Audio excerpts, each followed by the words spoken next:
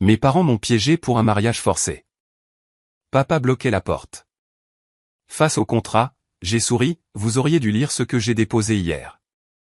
Ma mère a regardé son téléphone et a hurlé. Je m'appelle Chloé Mercier. J'ai 27 ans. Vendredi soir dernier, mes parents m'ont invité à dîner à la maison, puis ont verrouillé la porte, m'ont fait asseoir devant un contrat de mariage avec un homme que je n'avais jamais rencontré et m'ont dit, ça se passe ce soir. Il y avait un officier d'état civil dans un coin du salon.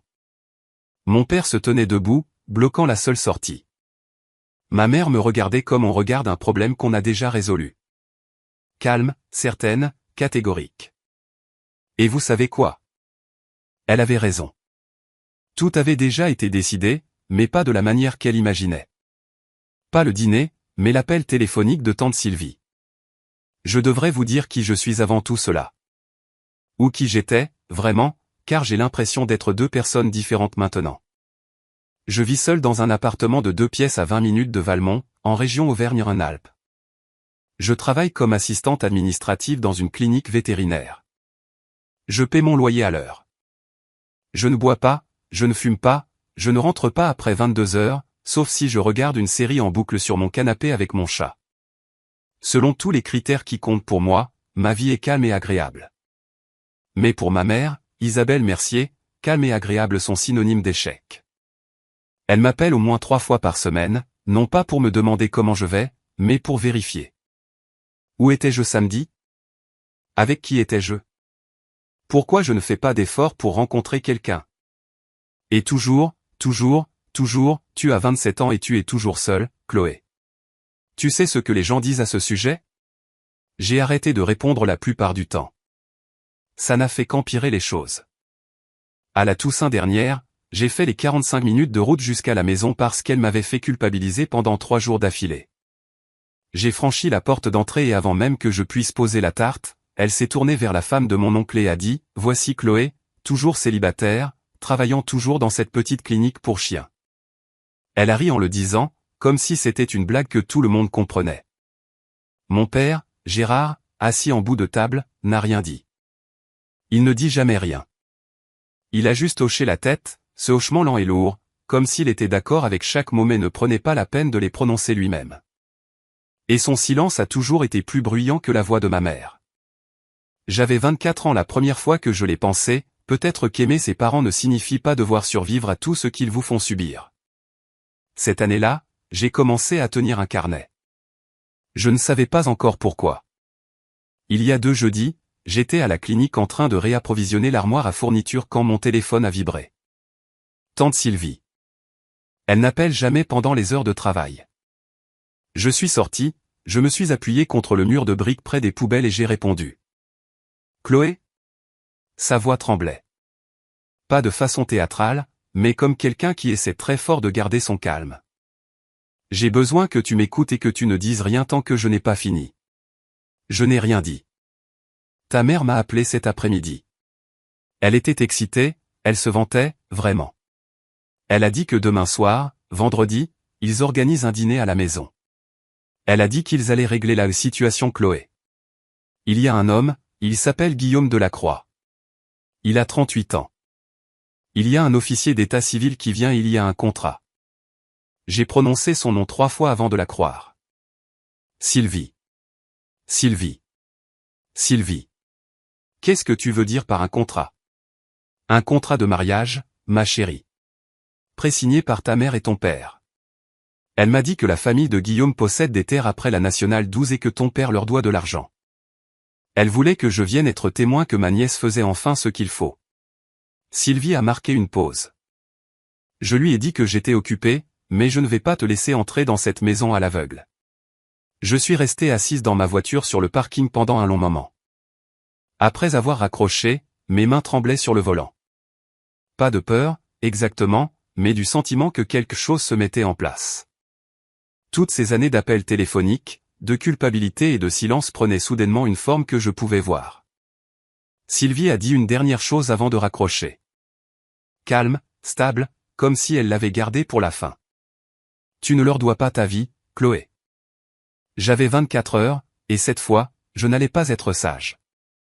Sur le trajet du retour ce soir-là, j'ai imaginé tous les scénarios possibles. Si je ne viens pas, maman appelle tous les parents dans un rayon de 80 km et leur dit que j'ai abandonné la famille. Elle raconte aux femmes de son club de marche que je suis instable. Elle remodèle l'histoire jusqu'à ce que je sois la méchante. Et à Valmont, une fois que vous êtes le méchant, vous le restez. Une petite ville a une mémoire longue et une capacité d'attention courte pour le contexte. Si je viens et que je refuse, papa bloque la porte. Et je le sais parce qu'il l'a déjà fait, pas pour un mariage, mais il y a 3 ans quand j'ai fait un sac et leur ai dit que je déménageais. Il s'est tenu dans l'encadrement de la porte, les bras croisés, et a dit 5 mots, tu sors, ne reviens pas. Je suis sorti quand même, mais ce soir-là, il n'y avait pas d'officier, pas d'étranger en costume, pas de contrat à mon nom.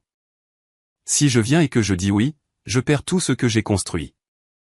L'appartement, le travail, les 3 années à apprendre à quoi ressemble le silence quand il est choisi, et non imposé. Je me suis garé sur ma place et je suis resté assise dans le noir pendant un moment. Le moteur tic-taquait.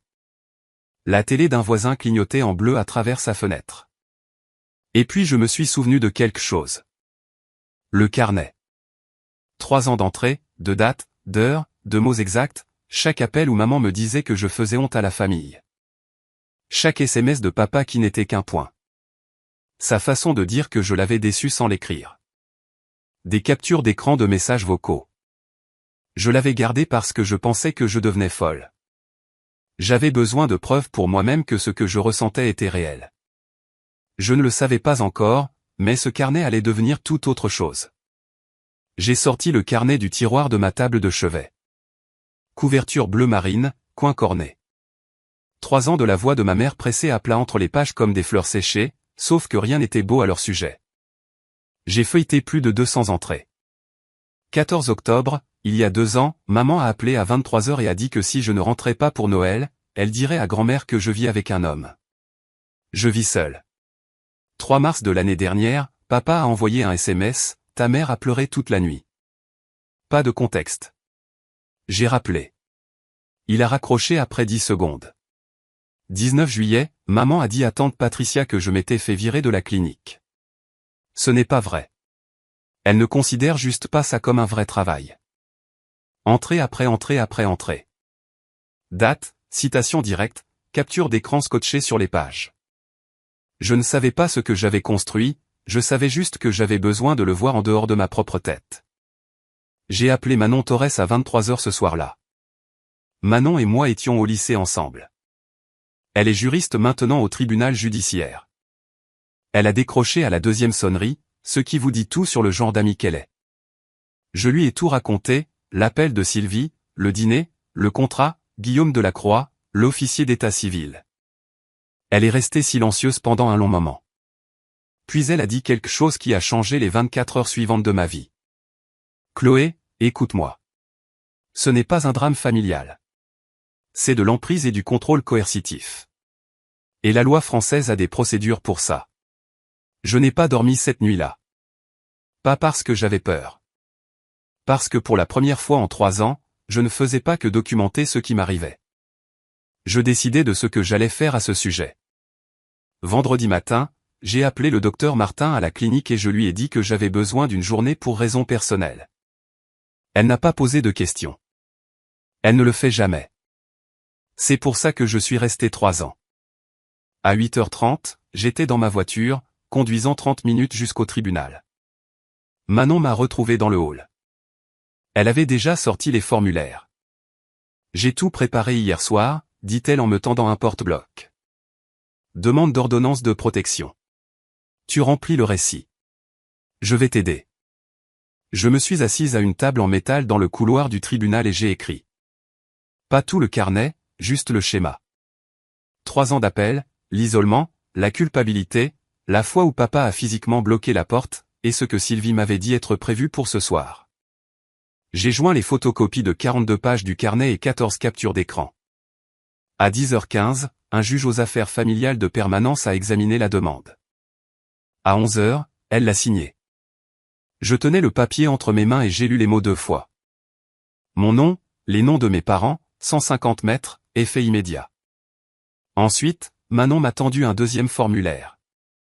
Une plainte formelle pour violence psychologique et harcèlement. Cela documente le schéma.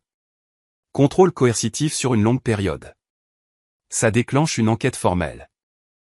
Je l'ai signée. Elle l'a déposée électroniquement pendant que j'étais assise dans la voiture. Puis elle a passé un dernier appel au commissariat.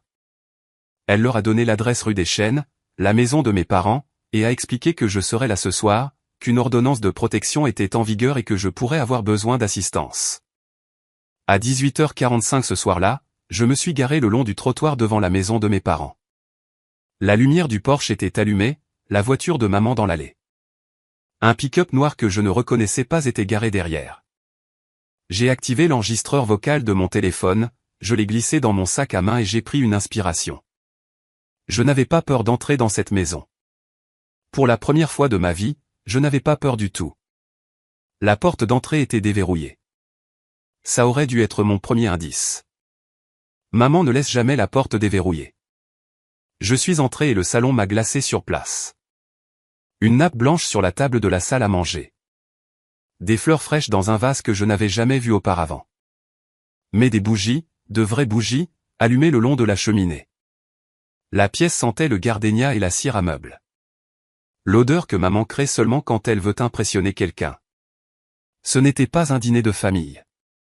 Un homme s'est levé du canapé, grand, veste de sport sombre sur une chemise repassée, rasé de près, environ 38 ans. Il m'a regardé et a fait un simple signe de tête, lent, mesuré, comme si nous nous étions déjà mis d'accord sur quelque chose. Je ne l'avais jamais vu de ma vie.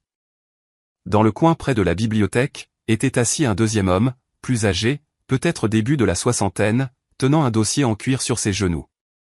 Il portait un costume gris qui ne lui allait pas tout à fait. Il m'a souri comme les gens sourient aux mariées nerveuses. Tante Sylvie avait décrit chaque détail. L'homme sur le canapé, l'officier dans le coin, même où il serait assis. Ma mère est apparue de la cuisine, s'essuyant les mains sur un torchon, rayonnante. La voilà. Entre, ma chérie. Tout le monde t'attendait. Elle a dit ça comme si c'était une fête d'anniversaire. Comme si j'étais en retard et que tout le monde avait été si patient. J'ai regardé le canapé, l'officier, la nappe blanche, les bougies et les fleurs. J'ai regardé la chaise vide qu'ils avaient installée pour moi, directement en face de l'homme que je n'avais jamais rencontré, avec un stylo placé soigneusement à côté de l'assiette. Pas de dîner, pas de nourriture du tout, juste une mise en scène. Et puis j'ai entendu le verrou cliquer derrière moi. Je me suis retourné. Papa se tenait devant la porte d'entrée, les bras croisés, le dos contre le cadre.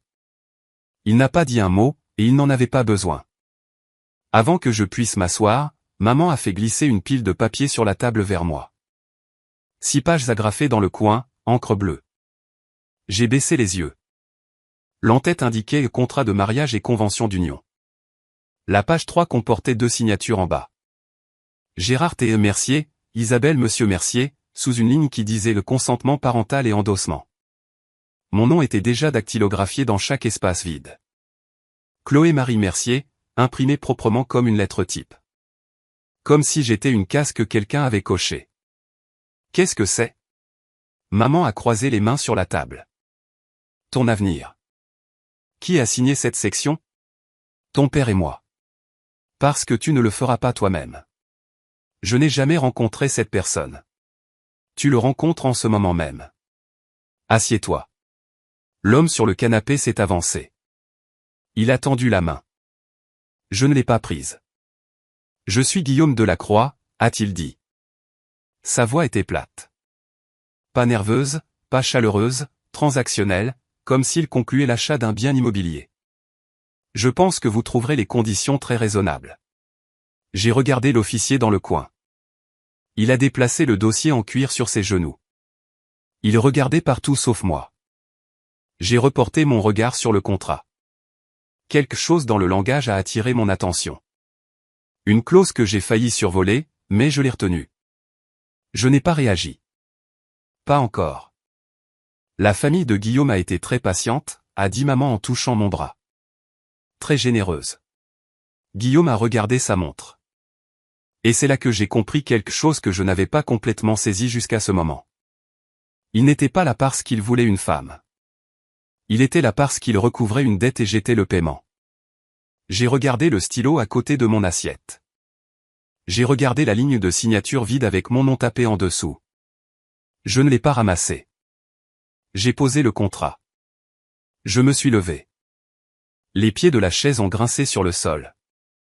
Je ne signe pas ça. Le sourire de maman n'a pas bougé. Tu n'as pas fini de le lire. Je n'ai pas besoin de finir de le lire. Je ne suis pas d'accord avec ça.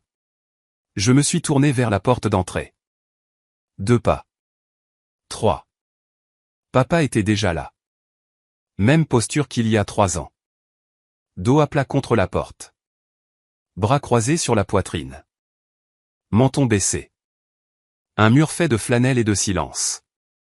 Je me suis arrêté à 50 centimètres de lui. Assez près pour sentir l'huile de moteur qui ne part jamais tout à fait de ses mains. Pousse-toi, papa. Rien. Papa, pousse-toi. Ses yeux ont glissé par-dessus mon épaule vers maman, puis sont revenus vers moi.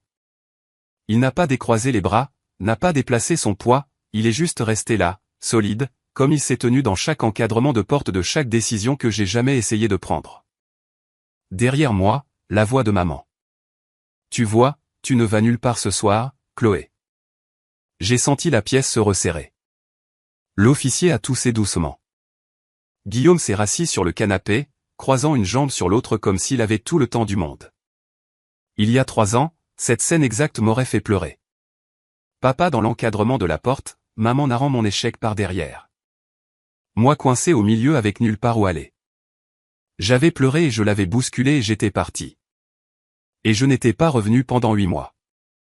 Mais ce soir, il y avait un contrat sur la table, un officier avec un dossier, un étranger qui avait conduit jusqu'ici pour épouser une femme à qui il n'avait jamais parlé.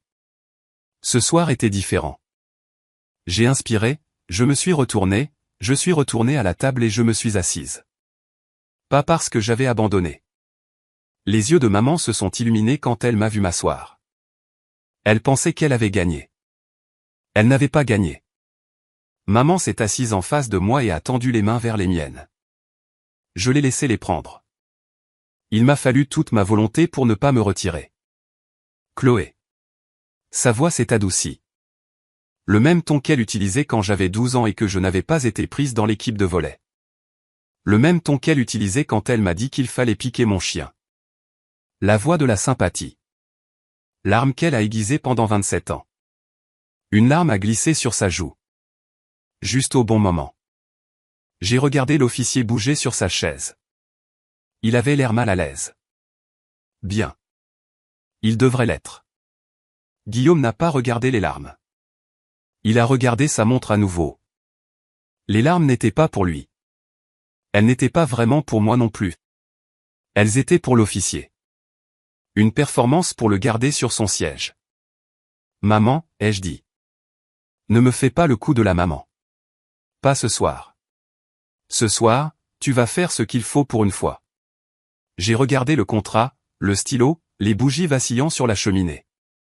Puis j'ai regardé ma mère, vraiment regardé, et j'ai reconnu le schéma, les larmes, puis la culpabilité, puis l'ordre. Elle l'avait fait quand je voulais aller à l'université dans une autre région. Quand je voulais déménager, quand je voulais arrêter d'appeler tous les jours. Pleurs, blâme, contrôle. Pleurs, blâme, contrôle. Il y a 3 ans, cette pièce m'aurait brisé. Ce soir, cela ne faisait que confirmer chaque entrée de ce carnet. J'ai pris le contrat. Maman a arrêté de pleurer. Ses yeux sont devenus brillants d'anticipation. Mais je n'ai pas pris le stylo. Assise à cette table, je ne cessais de me demander, pourquoi ma mère a-t-elle pensé que cela fonctionnerait? Croyait-elle honnêtement que je signerais un contrat de mariage avec un étranger juste parce qu'elle pleurait? Ou le savait-elle et s'en fichait-elle simplement? Et j'y pense encore. Qu'est-ce qui fait qu'un parent franchit cette ligne, passant de vouloir le meilleur pour son enfant à décider qu'il possède l'avenir de son enfant? Qu'en pensez-vous? Pourquoi certains parents vont-ils si loin pour contrôler un enfant adulte? Dites-le moi dans les commentaires. J'ai tenu le contrat à 2 mains. 6 pages. Toute ma vie réduite à de l'encre bleue et des lignes de signature vides. Puis je me suis tourné, pas vers ma mère, pas vers Guillaume, mais vers l'homme dans le coin. Excusez-moi. Ma voix était stable.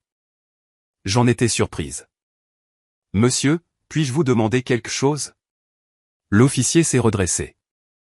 Bien sûr. Quand avez-vous été contacté au sujet de cette cérémonie, et par qui?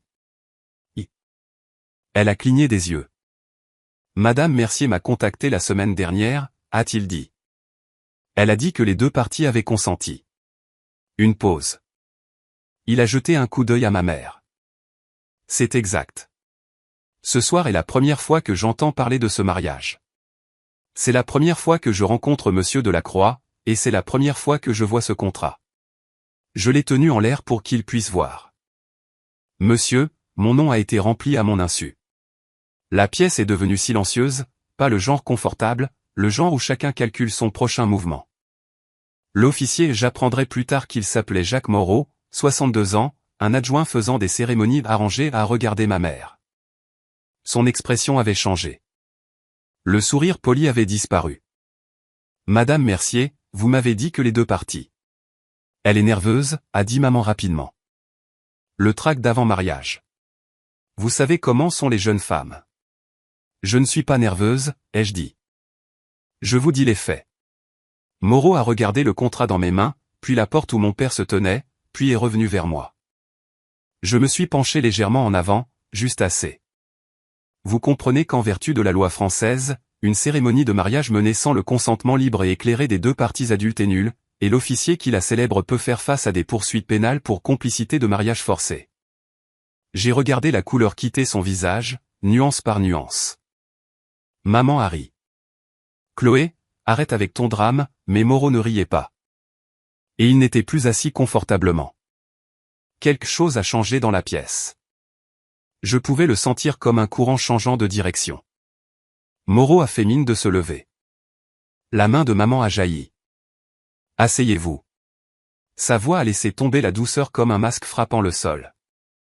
Elle s'est tournée vers moi et pour la première fois ce soir, j'ai vu la vraie Isabelle Mercier. Pas la mère en pleurs, pas l'hôtesse gracieuse.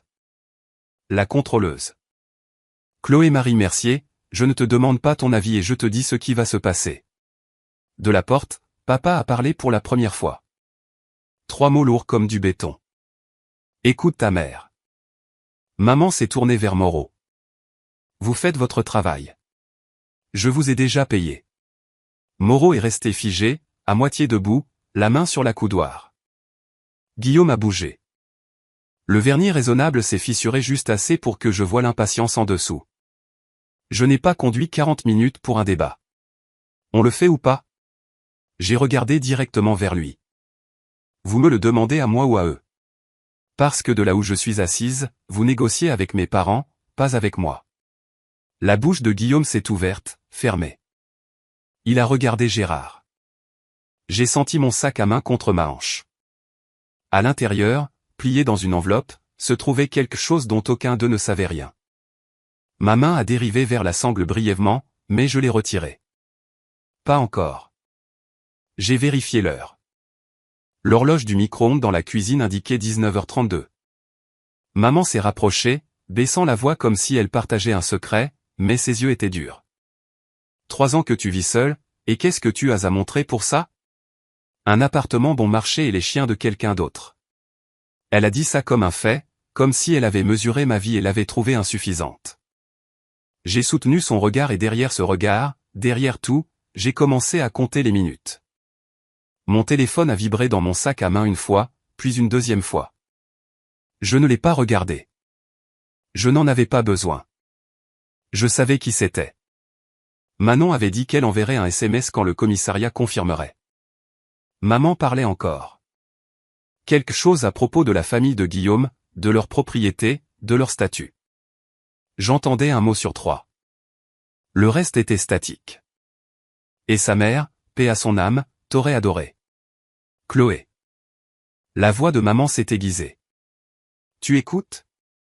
Chaque mot. Elle s'est penchée par-dessus la table. Son parfum, cette vanille lourde qu'elle porte depuis que je suis enfant, a rempli l'espace entre nous.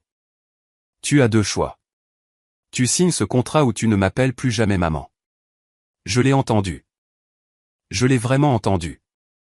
Et quelque chose d'étrange s'est produit. Je me suis sentie plus légère, comme si elle venait de déverrouiller une porte qu'elle voulait sceller. Elle m'avait donné la permission de partir. J'ai regardé autour de la pièce une dernière fois. Papa à la porte, bras toujours croisés. Maman, le visage rouge, la mâchoire serrée. Guillaume sur le canapé. Patient de la manière dont les gens sont patients quand ils achètent quelque chose qu'ils croient déjà être à eux. Moreau dans le coin, ayant l'air de souhaiter être n'importe où ailleurs sur Terre, même sous la table. J'ai glissé mon téléphone juste assez pour voir l'écran. Le message de Manon, confirmé avec le commissariat. Envoie le mot quand tu veux. J'ai tapé un mot avec mon pouce, sans regarder en bas. Mémoire musculaire. Je l'avais pratiqué dans la voiture. Maintenant, j'ai remis le téléphone dans mon sac, j'ai levé les yeux et j'ai souri. Pas le petit sourire apaisant que j'avais été entraîné à donner. Pas le sourire nerveux qui dit « s'il te plaît, ne sois pas fâché ». Un vrai, calme, clair. Le sourire de quelqu'un qui sait exactement ce qui va se passer. Maman l'a remarqué, ses yeux se sont plissés. Qu'est-ce qui est drôle? Rien n'est drôle, maman. Absolument rien. J'ai repris le contrat, lentement, page par page. Puisque nous sommes tous ici, ai-je dit. Laissez-moi partager ce que j'ai trouvé. Maman s'est redressée. Elle pensait que je cédais. J'ai tourné à la page 2, section 3, actifs de la mariée. Quelqu'un avait listé le solde de mon compte d'épargne, 7 412 €. J'ai levé les yeux. Je n'ai jamais partagé ce chiffre avec personne dans cette pièce. Silence. Page 4. Section 7. Résidence conjugale. La propriété de la Croix sur la Nationale 12. Pas d'alternative listée. Pas d'option pour un logement indépendant. Guillaume a décroisé les jambes. Page 5. Section 9. Je l'ai lu lentement, m'assurant que chaque mot portait. La mariée accepte de renoncer à tout emploi indépendant dans les 60 jours suivant la date du mariage. J'ai posé la page. Vous voulez que je démissionne? Le visage de maman était un masque. La famille de Guillaume n'a pas besoin que tu travailles. Il ne s'agit pas de ce dont la famille de Guillaume a besoin, il s'agit de me priver de mes revenus pour que je ne puisse pas partir. J'ai regardé Moreau. Son dossier en cuir était fermé maintenant. Ses mains étaient croisées dessus. Il me regardait comme on regarde un accident de voiture. Incapable de détourner le regard. Je me suis tourné vers Guillaume. Avez-vous écrit cela ou est-ce ma mère? La mâchoire de Guillaume s'est serrée. Les termes sont standards. Standard pourquoi exactement? Pas de réponse. Je me suis tourné vers ma mère. Tu as listé mon solde bancaire. Tu as négocié ma résidence. Mais tu as écrit une clause qui élimine ma capacité à gagner de l'argent. Et tu l'as signée avant même que je sache qu'elle existait. J'ai posé le contrat sur la table, bien au centre, comme une pièce à conviction. Ce n'est pas un mariage, maman. C'est une vente. Le mot est resté en suspension dans l'air entre nous comme une allumette allumée. Je me suis tourné vers mon père. Il n'avait pas bougé de la porte. N'avait pas prononcé plus de 2 mots de toute la soirée. Papa, combien dois-tu au de la Croix? Son menton s'est levé légèrement. Ça ne te regarde pas. Ça me regarde directement parce que je suis le moyen par lequel tu prévois de rembourser. La pièce est devenue mortellement silencieuse. Même les bougies semblaient s'arrêter de vaciller. Guillaume a regardé Gérard. Gérard a regardé le sol. La main de maman a claqué sur la table. N'ose pas accuser ton père. 40 000 €. Je l'ai dit d'un ton égal. Tante Sylvie m'a dit. Un prêt foncier qui a mal tourné, dû au printemps dernier. Et au lieu de vendre quelque chose ou de négocier un plan de paiement, vous avez décidé de me vendre. Les bras de Gérard sont tombés le long de son corps. Première fois de la soirée. Le calme de Guillaume s'est finalement brisé. Il s'est levé du canapé. Je ne pense pas que ce soit une caractérisation exacte. Alors corrigez-moi. Il ne l'a pas fait. Moreau s'est levé de sa chaise, les 2 mains agrippant le dossier. Je pense que je dois réévaluer la situation ici. Asseyez-vous. La voix de maman s'est brisée, haute et aiguë, le genre de son qui traverse les murs. Je vous ai payé. Vous allez. Madame. Moreau a levé une main. S'il ne s'agit pas d'une union volontaire, je ne peux pas continuer. Je ne continuerai pas. Il s'est dirigé vers la porte, mais Gérard se tenait toujours là, ne la bloquant plus avec détermination, mais la bloquant par habitude, par sa taille, par la pure inertie d'un homme qui ne sait pas comment s'écarter. Personne ne part pour l'instant, a dit Gérard. Pas fort, presque fatigué. Moreau s'est arrêté, a regardé la porte, a regardé Gérard, m'a regardé, et j'ai vu s'inscrire sur son visage la réalisation que lui aussi était maintenant piégé. Sylvie, a sifflé maman dans sa barbe. Je vais m'occuper d'elle. Moreau a fait un pas de plus vers la porte. Monsieur Mercier, je dois partir. Quand c'est fini, c'est fini. Je ne célèbre pas cette cérémonie. Gérard n'a pas bougé. Il remplissait cet encadrement de porte comme il l'a toujours fait, non pas avec rage, mais avec masse. Un homme qui croit que rester immobile est la même chose qu'avoir raison. J'ai regardé la scène de l'extérieur de moi-même un instant. 4 adultes et un homme bloquant une porte. Dans une maison d'une rue calme un vendredi soir. Si vous passiez en voiture, vous verriez la lumière du Porsche. Peut-être n'entendriez-vous rien. C'est comme ça que ça marche à Valmont. Tout ce qui est laid se passe derrière des rideaux tirés. Maman a pivoté. Sa voix a changé à nouveau. Douce, blessée. La piste de la victime. Chloé, regarde ce que tu fais. Tu nous humilies devant Monsieur Moreau. Devant Guillaume. Est-ce que c'est qui tu es? J'ai failli rire. Elle s'inquiétait de l'embarras au milieu d'un guet-apens. Une voiture s'est garée dans l'allée d'à côté. Les phares ont balayé les rideaux du salon. La tête de maman a claqué vers la fenêtre. Ferme les stores, Gérard. Il a traversé la pièce et a tiré le cordon. Les stores se sont fermés avec fracas. Puis il est retourné à la porte. J'ai vérifié l'horloge du micro-ondes à nouveau. 19h48. Papa, ai-je dit, tu empêches physiquement 4 personnes de quitter cette maison. Tu sais comment ça s'appelle? Il n'a pas répondu. Ça s'appelle de la séquestration. En France, c'est un délit grave, voire un crime selon la durée. Les mains de papa pendant le long de ses flancs se sont maintenant fermées en poing. Pas pour frapper qui que ce soit. Je connais mon père. C'était la seule façon qu'il connaissait pour se contenir. Quelque part dehors, très faible, j'ai cru entendre une sirène, mais je n'étais pas encore sûr. J'ai posé le contrat sur la table, je l'ai centré proprement entre les fleurs et le couvert non allumé. Puis je me suis levé lentement. La chaise a fait à peine un bruit, et j'ai regardé ma mère. J'ai regardé mon père.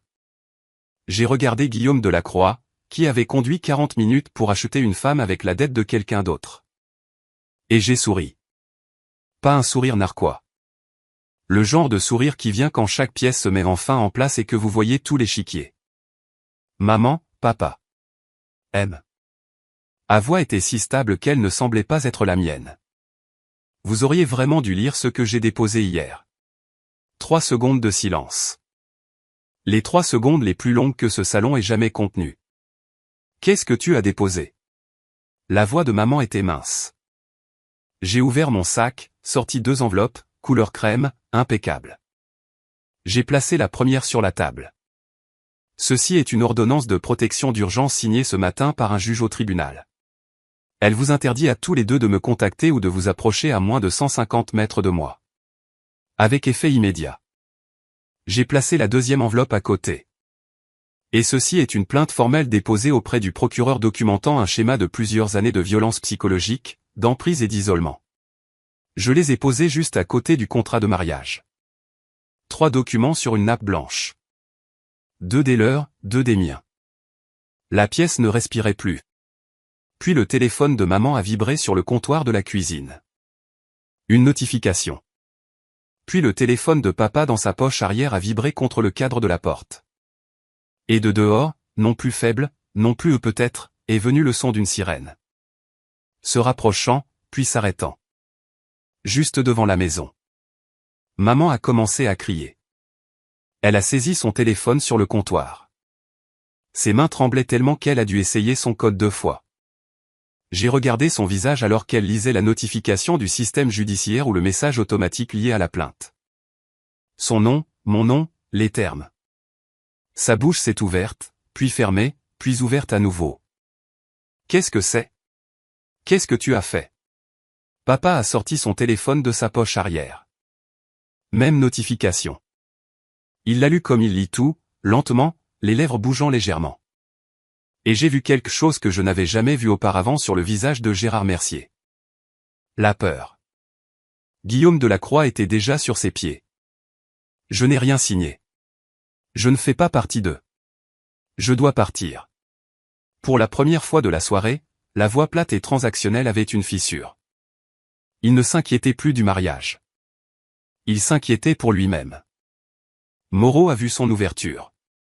Au moment où Gérard s'est éloigné de la porte pour vérifier son téléphone, Moreau a bougé rapidement pour un homme de 62 ans, et il a ouvert la porte d'entrée et l'a franchie avant que quiconque ne puisse réagir. Des lumières bleues ont pulsé à travers l'ouverture de la porte, balayant la nappe blanche. Les fleurs, le contrat, le visage de ma mère, une voiture de police garée le long du trottoir, moteur tournant. Je pouvais entendre la voix de Moreau dehors, parlant rapidement à quelqu'un, puis des pas sur le porche. Maman m'a regardé. Pas avec colère.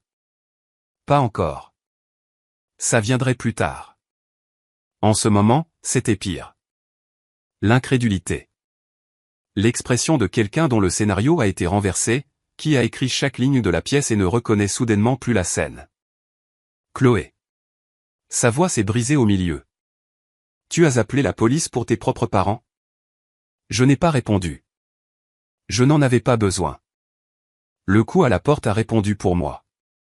L'officier à la porte était une femme. Fin de la trentaine, cheveux bruns tirés en arrière, yeux calmes qui ont analysé la pièce en environ 2 secondes chrono. Bonsoir. Je suis le brigadier chef Hollande de la police nationale. Nous avons reçu notification qu'une ordonnance de protection est active à cette adresse. Elle n'était pas bruyante. Elle n'en avait pas besoin. Je me suis avancé. Je suis Chloé Mercier. Je suis la requérante de l'ordonnance de protection. J'ai été invité ici sous de faux prétextes et j'ai été physiquement empêché de partir. Hollande a regardé derrière moi. La nappe, les bougies, le contrat de mariage, les 2 enveloppes. Ses yeux se sont posés sur Gérard, debout à 1 mètre de la porte ouverte, les bras le long du corps. Monsieur, avez-vous empêché quelqu'un de quitter cette résidence ce soir? C'est ma maison, a dit Gérard. Ce n'est pas la question que j'ai posée. La voix de Moreau est venue du porche derrière elle. Rapide, urgente. Officier, j'ai aussi été empêché de partir. Je suis officier d'état civil. J'ai été amené ici sous la représentation que les 2 parties consentaient. Ce n'est clairement pas le cas. Hollande a hoché la tête une fois. Elle est entrée alors qu'un 2e policier apparaissait derrière elle, plus jeune, restant près de la porte.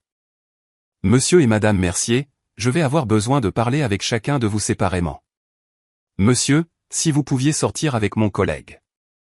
Gérard a regardé la policière, puis maman, puis pendant un long moment, moi. Il est sorti par la porte d'entrée sans un mot. Ses pas sur le porche étaient lourds, lents. C'était la première fois de ma vie que je regardais mon père quitter un encadrement de porte parce que quelqu'un d'autre le lui avait ordonné. Hollande s'est tourné vers moi et sa voix a baissé, pas jusqu'au chuchotement, mais vers quelque chose de plus doux. Une chaleur professionnelle. Vous êtes en sécurité maintenant.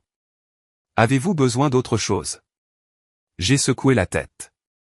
Juste ça. Juste être cru. À Valmont, une voiture de police dans votre rue est un événement. Une voiture de police dans votre allée avec le gyrophare allumé est la une du journal. Madame Patin, la voisine d'à côté, était déjà sur son porche. Bras croisés sur sa robe de chambre, téléphone en main, ne faisant même pas semblant de ne pas regarder. De l'autre côté de la rue, la lumière de devant des Delgado s'est allumée. J'ai vu un rideau bouger chez les Riley au coin. Maman l'a vu aussi. Elle se tenait à la fenêtre du salon, les stores encore à moitié ouverts depuis que Moreau avait poussé la porte. Les lumières bleues peignaient son visage en couleurs alternées. Sa mâchoire était serrée si fort que je pouvais voir les muscles de son cou. Tu es contente maintenant? Elle s'est tournée vers moi, voix basse et venimeuse. Tu as détruit cette famille. Toute la rue regarde. Je n'ai rien détruit, maman. J'ai juste laissé les gens voir ce que vous faites. Elle a tressailli. Un vrai tressaillement. Comme si les mots avaient du poids. Dehors, le deuxième officier parlait à Guillaume, qui avait essayé de s'éclipser par la porte arrière. Je l'ai vu à travers la fenêtre de la cuisine, debout près de son pick-up, les bras écartés dans un geste de « ne me regardez pas ». J'étais juste ici en tant qu'invité, l'ai-je entendu dire. Monsieur Mercier m'a contacté, et je suis venu par courtoisie. Déjà en train de jeter Gérard sous le bus. 40 minutes de partenariat dissous en 30 secondes d'autopréservation. Hollande prenait des notes à la table de la salle à manger. Elle avait placé le contrat de mariage dans un sac à preuve. Il reposait sur la nappe blanche comme un patient sur un brancard. Maman a chuchoté depuis la fenêtre. Pas à moi. Pas à personne vraiment. Tout le monde saura. Toute la ville. Oui, ils sauront. Et pour la première fois de ta vie, tu ne pourras pas contrôler l'histoire. Moreau a fait sa déposition sur le porche sous la lueur jaune de la lumière que ma mère garde toujours allumée pour paraître accueillante. Il a tendu son téléphone à Hollande montrant la chaîne de mai d'Isabelle. Date, heure, confirmation de paiement. Elle lui avait envoyé 250 € via une application mobile.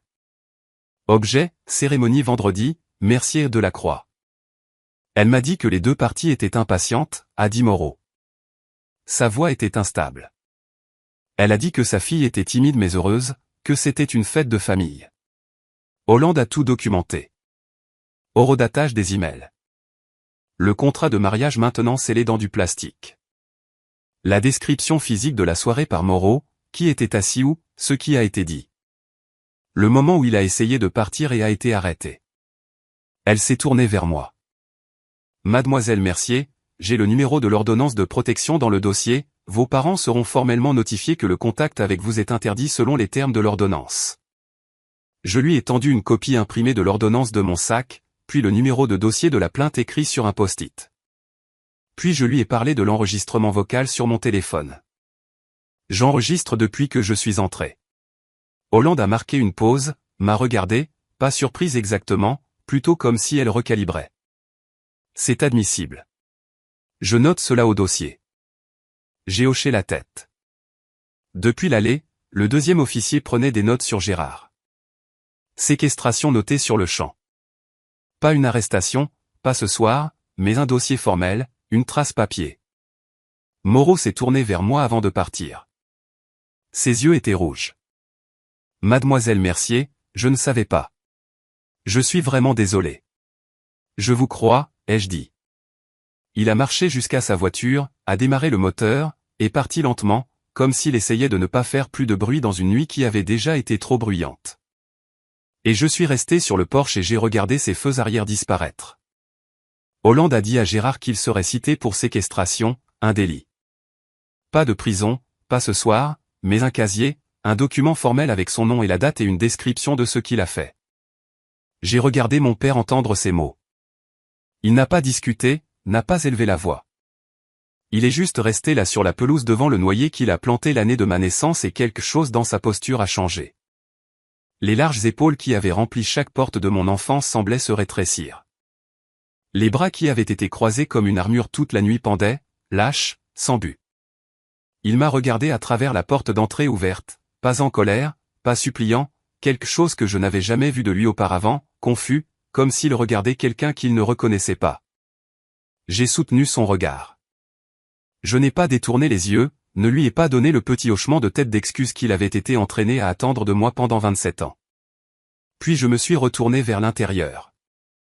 Maman était assise à la table de la salle à manger sur la chaise qui m'avait été assignée pour la cérémonie. Les bougies s'étaient consumées, la cire avait coulé sur la nappe. Elle fixait les deux enveloppes que j'avais placées là, l'ordonnance de protection, la plainte, comme si elles étaient quelque chose de vivant. Ce n'est pas fini, Chloé. Je prendrai un avocat. Je vais. Le brigadier Hollande est rentré. Madame, je vous recommande vivement de prendre un avocat. Maman a regardé Hollande, puis moi, puis la chaise vide où Guillaume avait été assis. Les services sociaux et le procureur vous contacteront sous 5 jours ouvrables, a ajouté Hollande en écrivant quelque chose sur son carnet. L'enquête est déjà ouverte. Maman a ouvert la bouche, l'a fermée. Pour la première fois de ma vie, Isabelle Mercier n'avait pas de réplique préparée. Le silence était le son le plus fort que j'ai jamais entendu dans cette maison. Guillaume Delacroix a été relâché après avoir fait sa déposition. Hollande lui a dit la même chose qu'elle avait dite à mes parents. Il pourrait recevoir une convocation si l'enquête se poursuivait. Il n'a pas répondu, n'a regardé personne, est juste monté dans son pick-up noir, a démarré le moteur, a passé la marche arrière et a reculé dans l'allée avec la précision d'un homme qui voulait effacer chaque seconde passée rue des Chênes. Je suis resté sur le porche et j'ai regardé les feux arrière rétrécir sur la route jusqu'à ce qu'ils disparaissent après le virage du vieux silo à grains. Mais cet homme a conduit 40 minutes jusqu'à cette maison, s'est assis sur ce canapé pendant plus d'une heure, m'a regardé dans les yeux et a dit « Je pense que vous trouverez les conditions très raisonnables ». Il savait que je ne l'avais jamais vu auparavant. Il savait que je n'avais pas consenti, et il est resté quand même. Ce soir, il rentre chez lui avec rien. Pas la femme qu'il s'était arrangée pour collecter, pas les 40 000 € de levier sur mon père, pas même sa dignité, parce qu'il avait jeté Gérard sous le bus au moment où les lumières bleues ont frappé l'allée. Moreau était déjà parti. Maintenant Guillaume. Les seules personnes restantes étaient mes parents, 2 policiers et moi. Hollande s'est approché. Mademoiselle Mercier, vous êtes libre de partir quand vous êtes prête. L'ordonnance est en vigueur. Si l'un ou l'autre parent vous contacte ou s'approche à moins de 150 mètres, appelez le 17 immédiatement. Je l'ai remercié, je lui ai serré la main. L'un des officiers, le plus jeune, a murmuré quelque chose à son collègue alors qu'il se dirigeait vers la voiture de patrouille. Je l'ai attrapé de justesse. Première fois que je vois quelque chose comme ça à Valmont. J'ai pris mon sac à main sur la table de la salle à manger, je suis passé devant la nappe blanche, les bougies fondues, les chaises vides. 40 000 €. C'était le chiffre que mes parents avaient mis sur ma vie. Je suis sorti par la porte d'entrée selon mes propres termes. Le trajet de retour a été 45 minutes de silence. Je n'ai pas allumé la radio. Je n'ai pas appelé Manon. Je n'ai pas appelé Sylvie. J'ai juste conduit. Les 2 mains sur le volant. Les phares coupant l'obscurité de la départementale 9 là où les lampadaires s'arrêtent et où il n'y a que vous et les pins. Mes mains tremblaient. Elles n'avaient pas tremblé de toute la soirée. Pas quand papa a bloqué la porte. Pas quand maman a pleuré. Pas quand j'ai sorti les enveloppes. Mais maintenant, seul dans la voiture sans personne pour qui jouer le calme, mon corps a rattrapé le coup. J'ai pensé à ma mère. Pas la femme qui m'avait tendu un piège ce soir.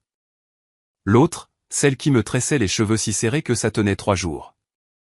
Qui faisait des gratins de pâte maison quand j'avais la grippe. Qui gardait chacun de mes bulletins scolaires dans une boîte à chaussures sur l'étagère supérieure de son placard. Puis j'ai pensé à cette même femme. Signant un contrat avec mon nom dessus, listant le solde de mon compte bancaire, engageant un officier, choisissant un étranger, bloquant la porte. Ces 2 femmes sont ma mère. C'est la partie que personne ne vous dit. Les gens qui vous blessent le plus ne sont pas des étrangers. Ce sont ceux qui savent exactement où vous êtes tendre parce qu'ils vous ont fait ainsi. Je me suis garé sur ma place à 21h20.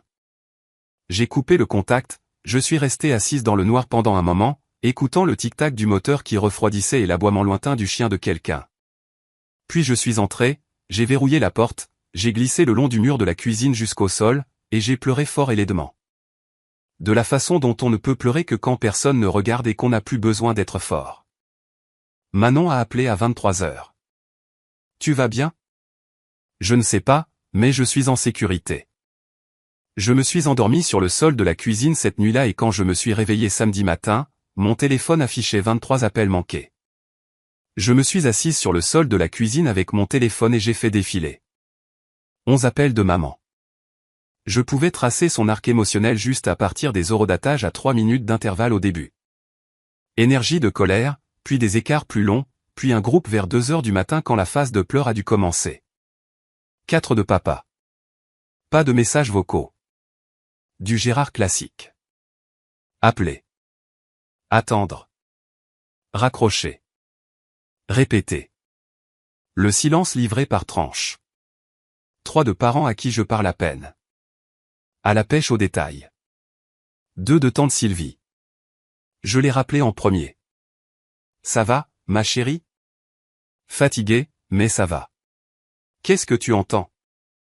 Sylvie a expiré. C'est partout. Madame Patin l'a dit à son groupe de marche avant le petit déjeuner. À midi, toutes les femmes de Valmont qui possèdent une paire de baskets savaient qu'il y avait une voiture de police dans l'allée de ta maman. Un appel du numéro de Guillaume Delacroix. Pas de message vocal.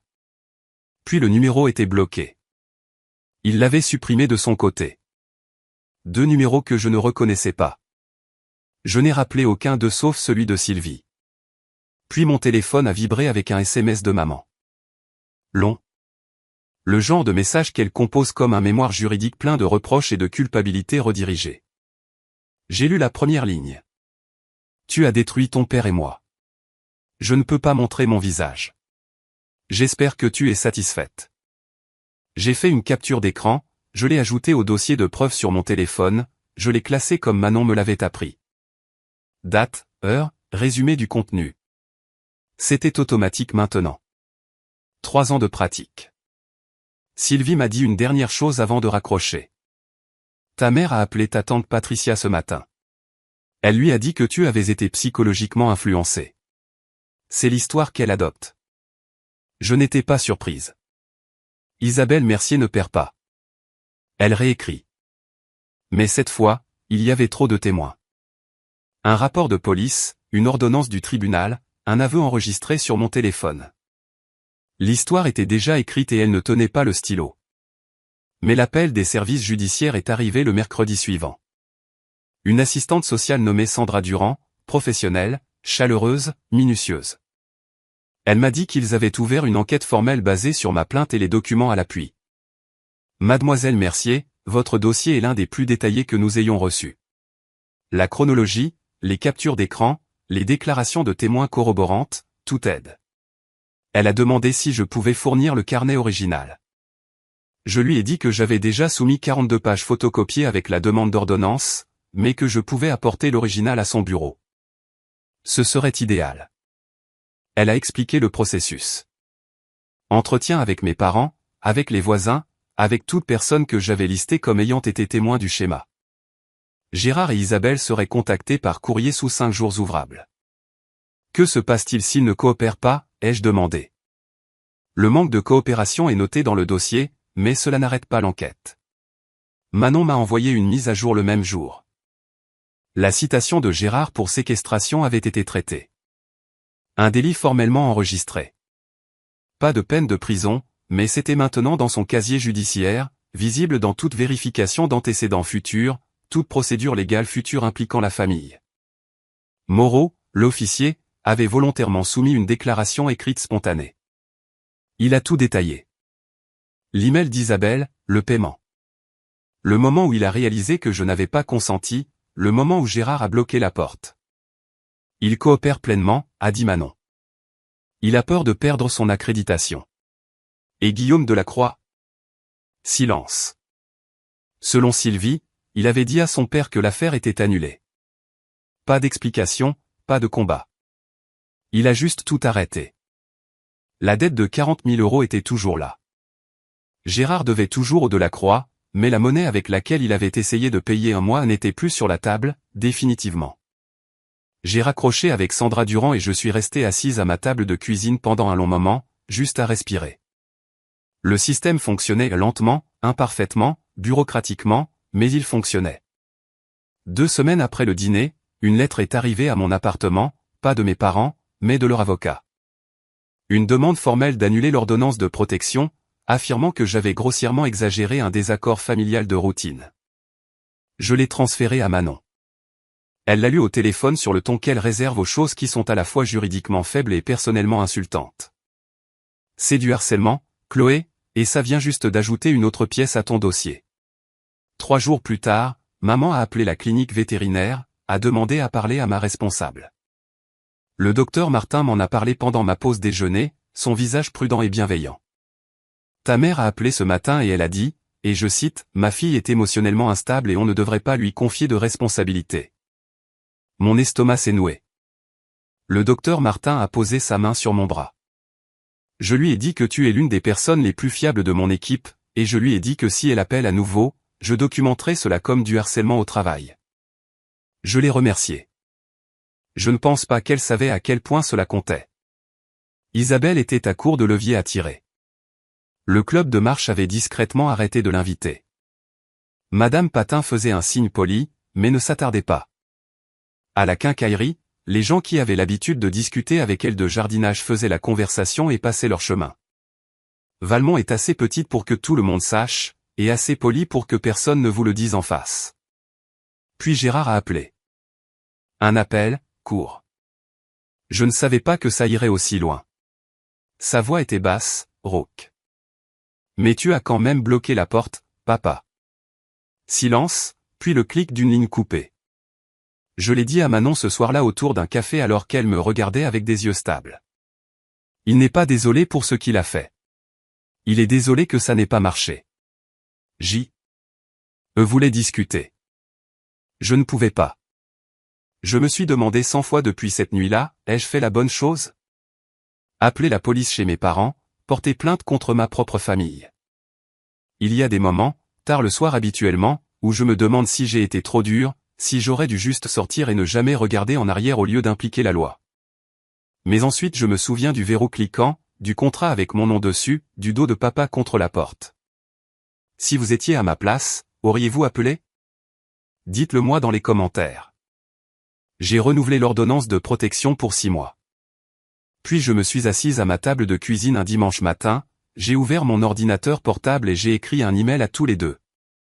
Court, clair, pas de colère, pas d'accusation, pas de drame, juste la vérité. Maman, papa, je vous aime. Je veux que vous sachiez que ça n'a pas changé, et je ne pense pas que ça changera un jour. Mais je ne serai pas en contact avec l'un ou l'autre de vous tant que 3 choses ne se seront pas produites. Premièrement, vous complétez un programme de thérapie familiale avec un thérapeute agréé. Deuxièmement, vous reconnaissez à voix haute avec vos propres mots ce qui s'est passé la nuit du 11 octobre. Pas une version, pas une interprétation. Ce qui s'est passé. Troisièmement, vous respectez les limites que j'ai fixées. Pas parce qu'une ordonnance du tribunal l'exige, mais parce que vous choisissez de le faire. Ce n'est pas une punition. C'est ce dont j'ai besoin pour me sentir en sécurité. J'espère que vous ferez le travail. Mais je comprendrai si vous ne le faites pas, je l'ai lu 2 fois. J'ai cliqué sur envoyer. Maman a répondu dans les 4 heures. Un email de 4 pages simples interlignes. Elle blâmait tante Sylvie de m'avoir empoisonné. Elle blâmait la culture moderne de rendre les filles irrespectueuses. Elle blâmait mon travail, mon appartement, mon indépendance. Elle blâmait tout et tout le monde sauf la femme qui avait signé un contrat de mariage au nom de sa fille adulte. Elle n'a jamais utilisé les mots « je suis désolé ». Papa n'a pas répondu du tout. J'ai lu l'email de maman à moitié. Puis je l'ai archivé. Je ne l'ai pas supprimé. J'en aurais peut-être besoin un jour, mais je ne l'ai pas fini non plus. Il n'y avait rien dans ces 4 pages que je n'ai pas entendu 1000 fois auparavant. Une limite n'est pas un mur. C'est une porte avec une serrure, et la clé est entre leurs mains. Ils doivent juste vouloir la ramasser. Jusqu'à présent, ils ne l'ont pas fait. Tante Sylvie et moi avons une nouvelle tradition maintenant.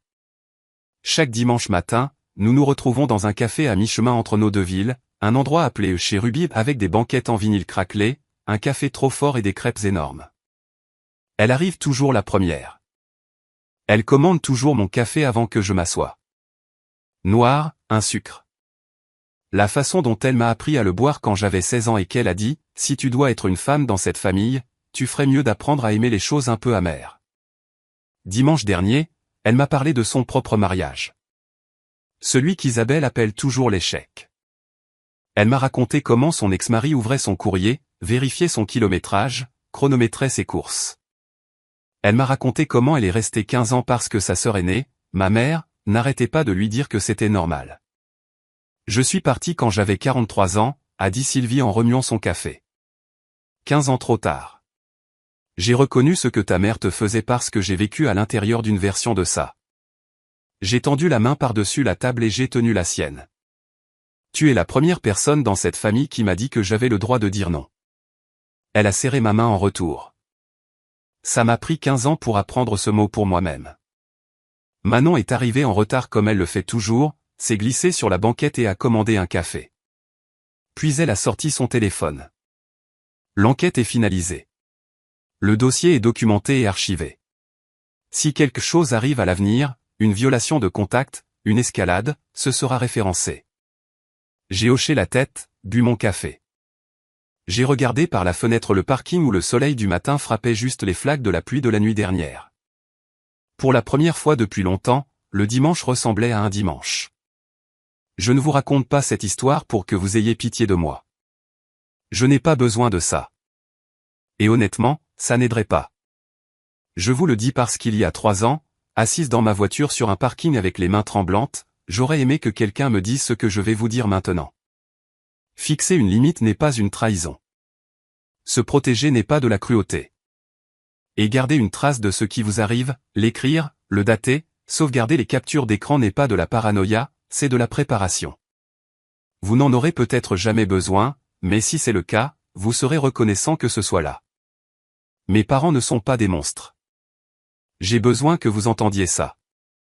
Ce sont des gens qui ont grandi à l'intérieur d'un système qui leur a appris que les enfants sont une propriété, que l'obéissance égale l'amour, et que le contrôle égale la sécurité. Je comprends d'où ça vient, mais je peux garder cette compréhension et dire quand même que c'était mal. Les deux choses sont vraies en même temps. Je les aime. Je les aime de ce côté de la limite où je peux respirer, où je peux choisir, où personne ne signe mon nom sans ma permission. Le carnet est toujours dans le tiroir de ma table de chevet. Je ne l'ouvre plus, mais je sais qu'il est là, et il me rappelle chaque jour, je n'étais pas folle. Je n'ai jamais été folle. Je m'appelle Chloé Mercier. J'ai 27 ans. Et un vendredi soir d'octobre, pour la première fois de ma vie, je suis sorti de la maison de mes parents. Pas parce qu'on m'a dit de partir, mais parce que j'ai choisi de partir. C'est la différence. C'est tout. That actually worked.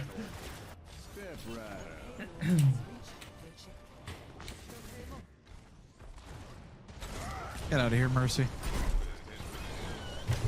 I got you.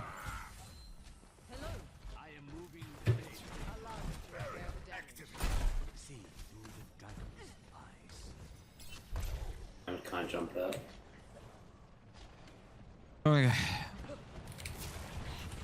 Back it up, Zarya. I'm fine, just soaking a bit of energy. Alright. On my way. I whiffed the sleep. Oh, Jesus. No. I fell into the minefield. No.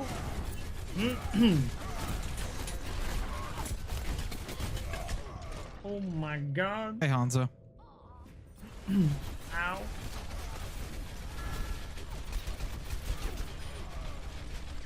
Oh my god, I need to back it up.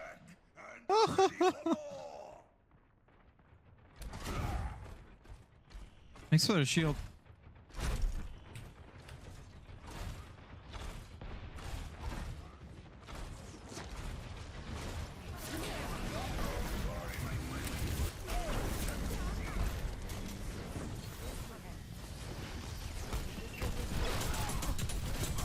There he goes. Kinbu, let me know when you have ult. Okay. I got you.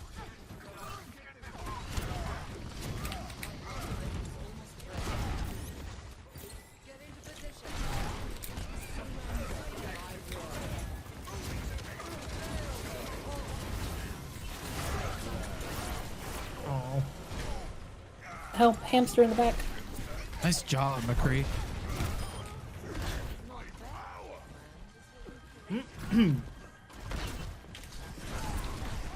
Oh shit.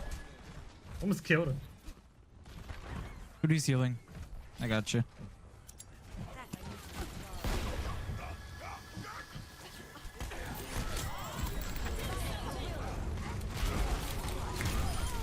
Bob's asleep. Got her. Oh, it's a fucking table. I have it, but I'm dead.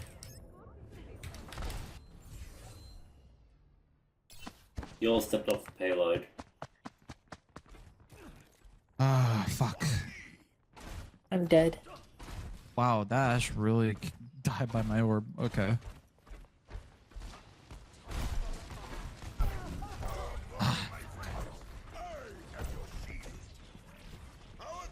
Dude, don't use ult yet. Wait for it. Okay. I'm gonna nano you.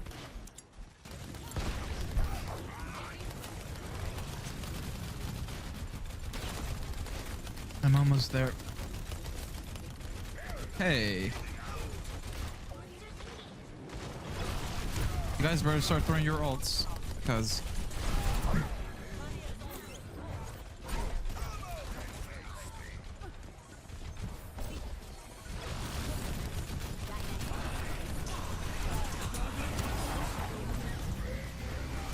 No! Damn it. Dude, that Reaper was almost gone, bro. God damn it! I was dying and I had to get rid of it. I'm sorry. Oh, you're good. We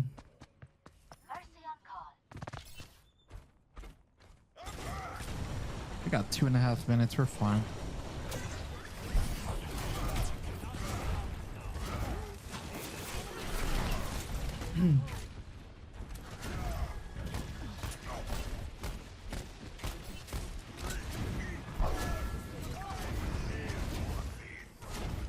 Good job, Hanzo.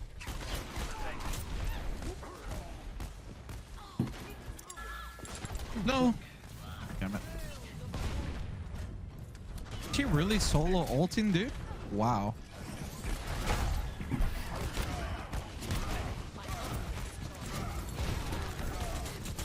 Damn it. Fuck.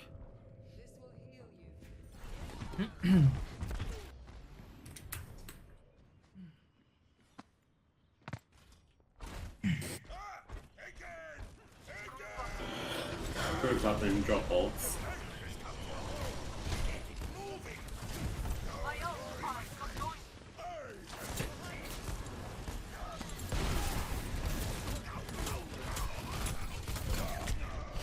All behind. God damn.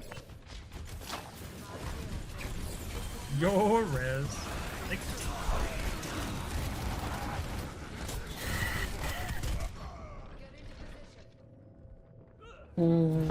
My God.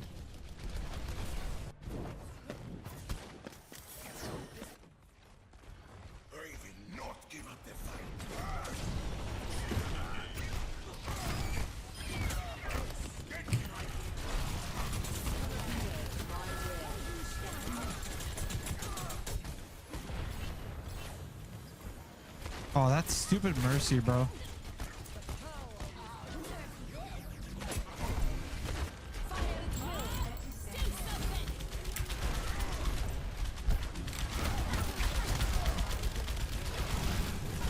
oh my god. Jesus. They hurt. Okay. Whoa, that rubber band. Oh, Jesus.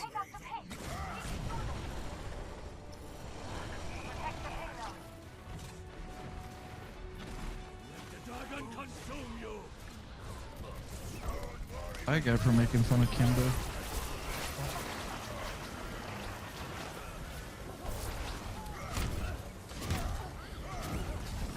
Get her, get her, get her, get her.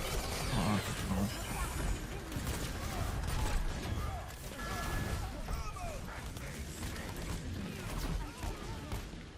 Out of here.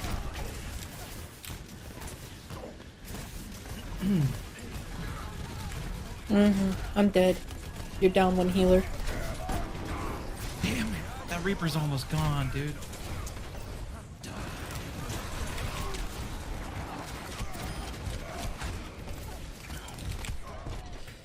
Fuck. That Reaper just No. owned me. No. God damn. GG's. Excuse me.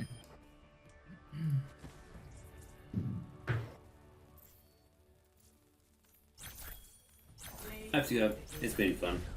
Yeah. Bye bye. Yeah, man. Hi.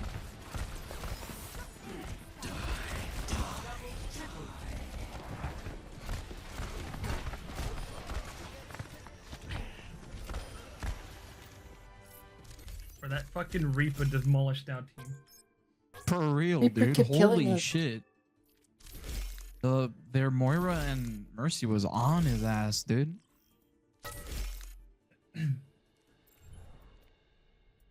That's like Bastion levels of pocketing.